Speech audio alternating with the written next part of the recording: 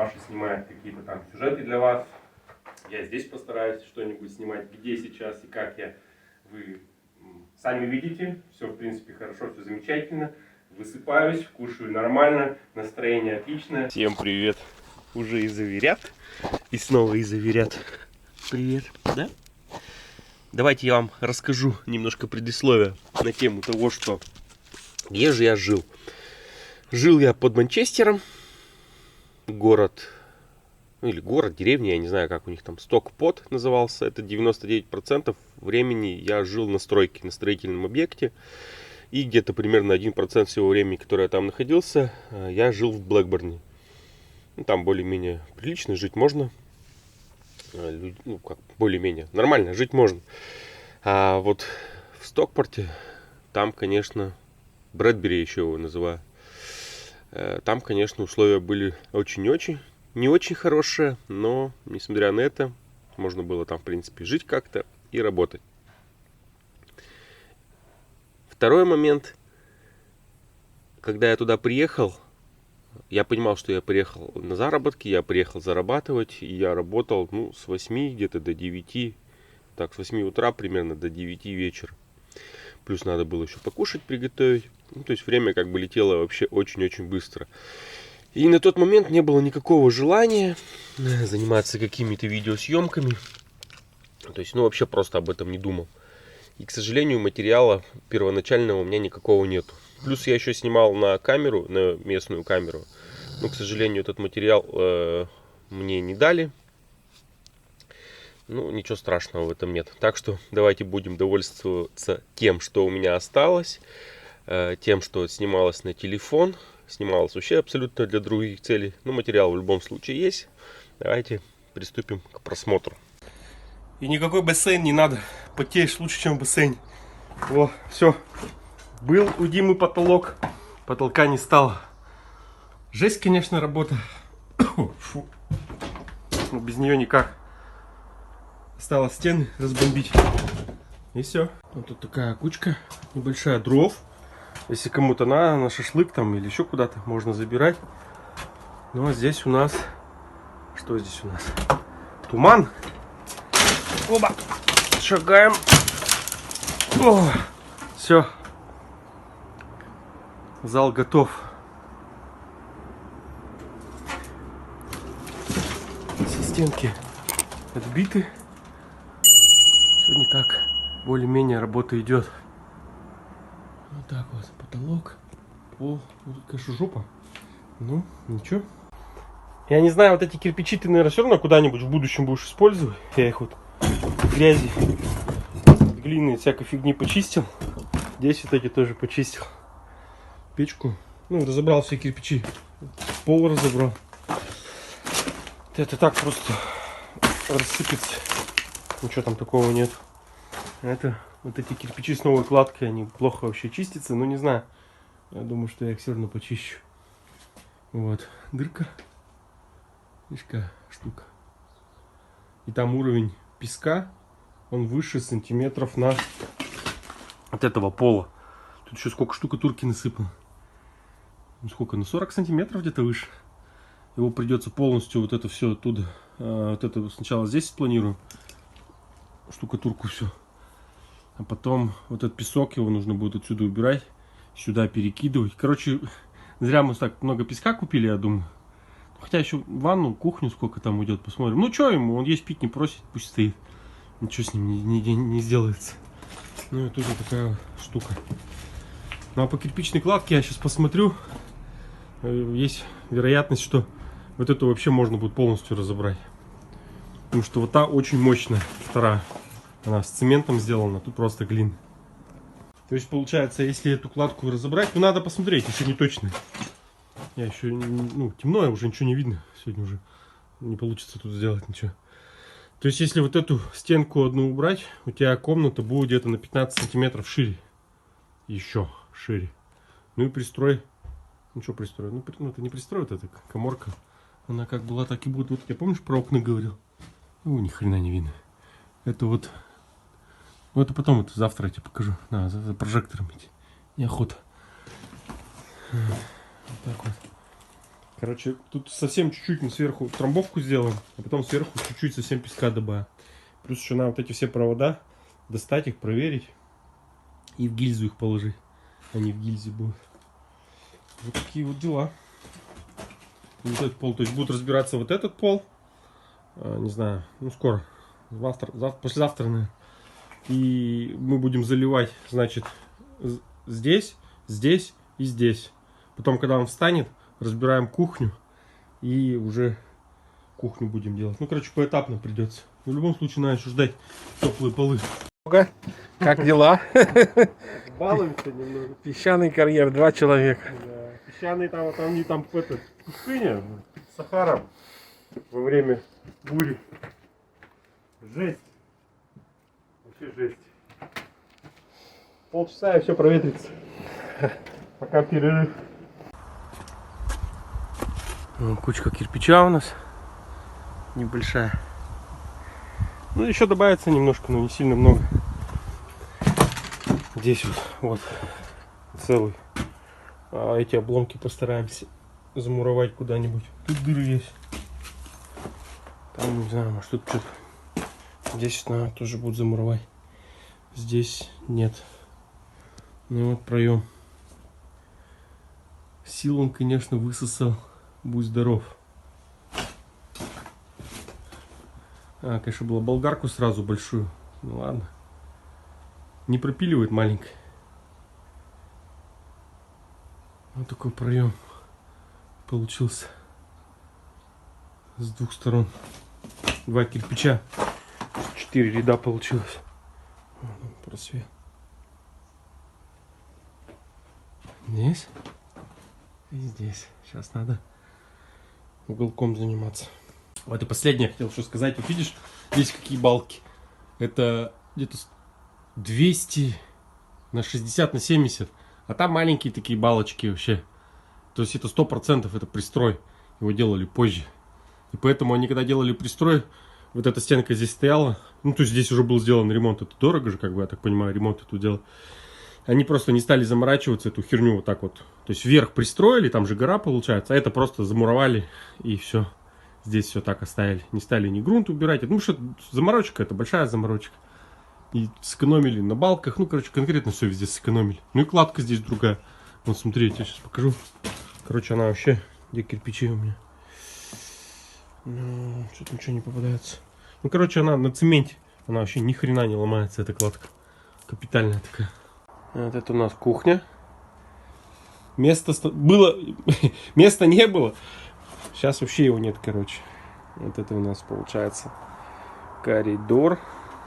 Тут я еще подсыпал. Прилично так. Тачки 4, наверное. О, видишь? Какая петрушка.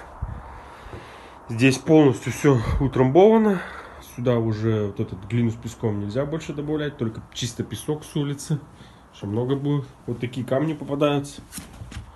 Вообще капитально. Долбить только перфоратором. Лопата вообще. Я сначала лопатой вообще никак. Видишь, какие следы от перфоратора. Вот все перфоратором долблю. Ну, сколько я? Даже половину еще не сделал. Вот в тачку. Потом вот сюда по трамплину.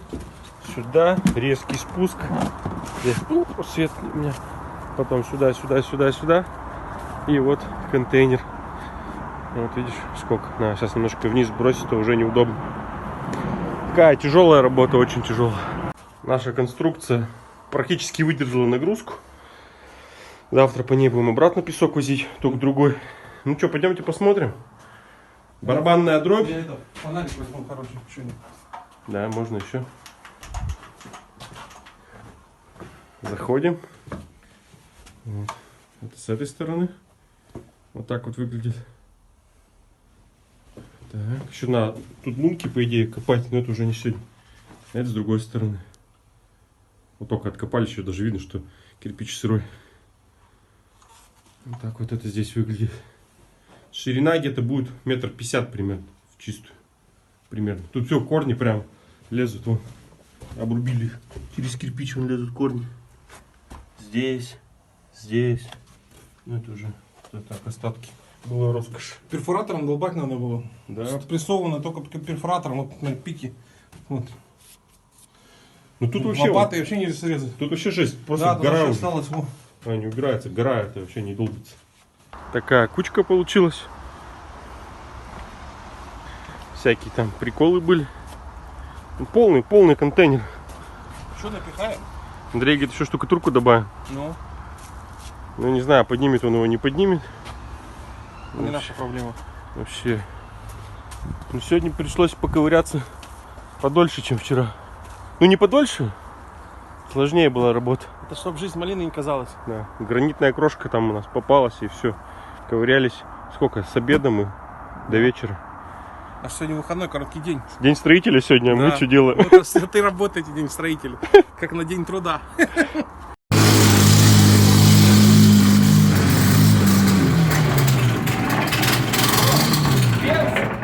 Ну Соседу повезло, бенз кончился.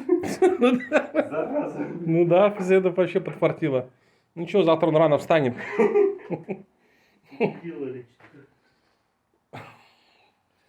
Сейчас я попробую, может, что-то не то. Да нет, там бенз. Посмотри, бак пустой. Да. Соседу повезло под вечер. Да не. Не повезло. Просто заглох.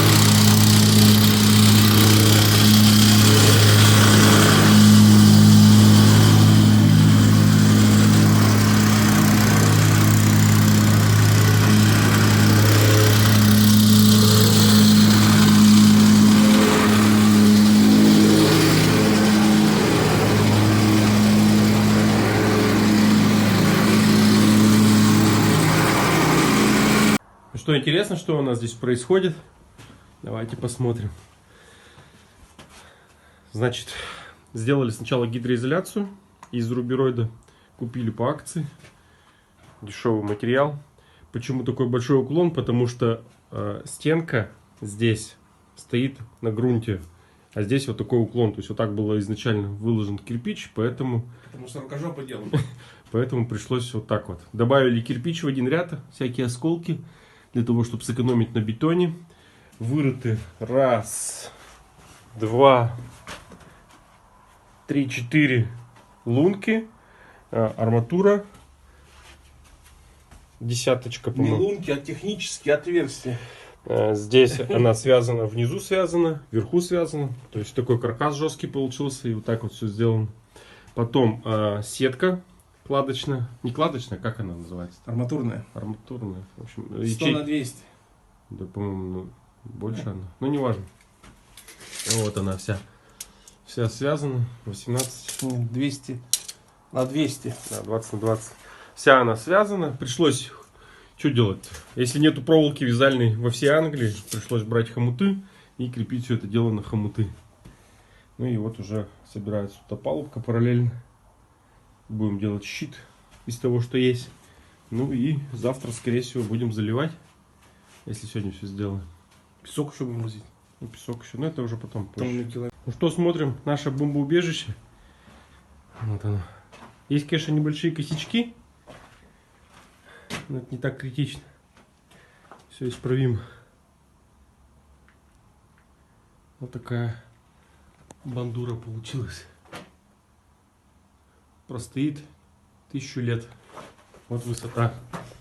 У меня сколько? 1,87 м рост. Это сколько? 1,70 м где-то, наверное. Капитальное сооружение. Ширина здесь получается 130 сантиметров. По-другому никак не получилось, потому что кладка кирпичная здесь заканчивается на 150, здесь на 130. И почему так много бетона у нас ушло? Потому что здесь тоже кирпичная кладка где-то вот здесь заканчивается, а здесь вот там. И уровень земли, он был уже заранее снят, и пришлось только бетоном добавлять, к сожалению.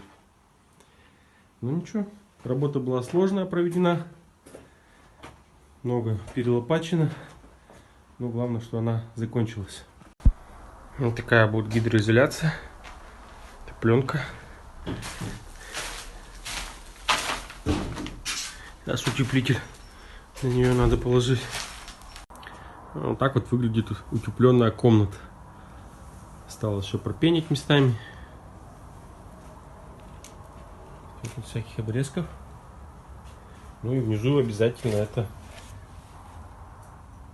мембрана, пленка, чтобы влага не выходила куда не надо. Вот такая красота. Улыбочку.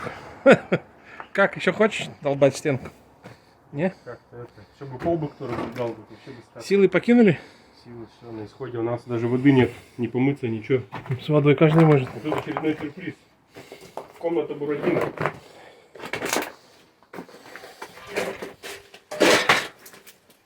Опа.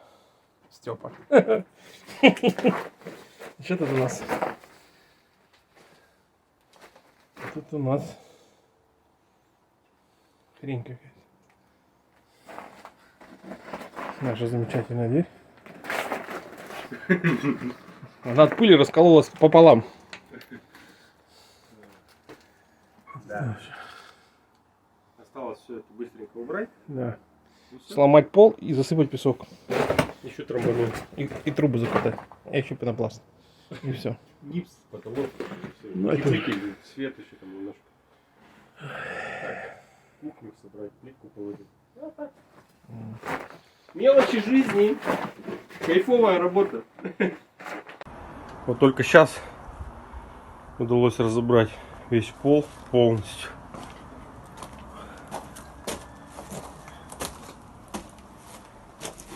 Сейчас надо с печкой порешать, с кирпичами порешать. И можно будет провода убрать.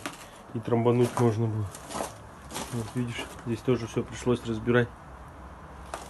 Пол вообще лесенка вот так пока стоит. Ну, это надо что-то было думать, как ее потом фиксировать. Вот смотри, какие доски гнилые были. Столько хлама сейчас опять появилось.